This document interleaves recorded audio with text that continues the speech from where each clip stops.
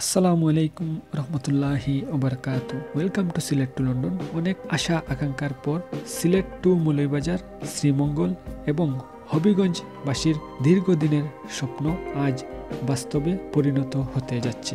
সড়ক যোগাযোগে একটি মাইলফলক সৃষ্টি করল বিআরটিসি।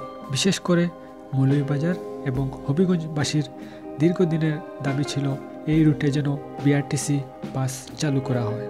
সিলেট মৌলভীবাজার, শ্রীমঙ্গল ও সিলেট হবিগঞ্জ রুটে বিআরটিসির এসি বাস সার্ভিসের উদ্বোধন করা হয়েছে।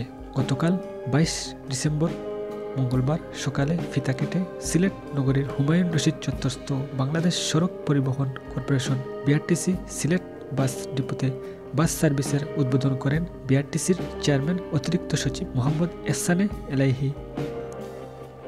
উদ্বোধনী অনুষ্ঠানে ভিডিও কনফারেন্সের মাধ্যমে প্রধান অতিথির বক্তব্য রাখেন গণপ্রজাতন্ত্রী বাংলাদেশ সরকারের সড়ক ও পরিবহন ও সেতু মন্ত্রী, আওয়ামী লীগের সাধারণ সম্পাদক ওবায়দুল কাদের এমপি।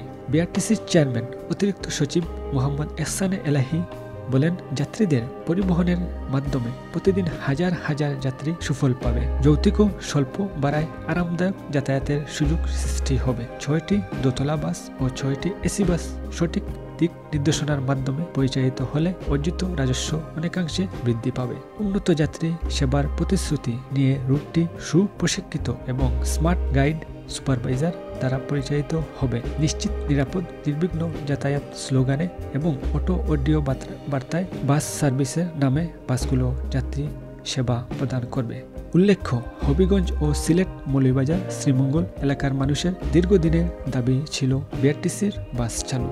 আশা করা যাচ্ছে বিআরটিসি কর্তৃপক্ষ গ্রাহকদের চাহিদা মতো সুন্দরভাবে সেবা দিয়ে যাবে। সম্পূর্ণ শীতাতপ নিয়ন্ত্রিত এসি বাসটি দেখলে যে কোনো কারো চোখ জুড়িয়ে যাবে।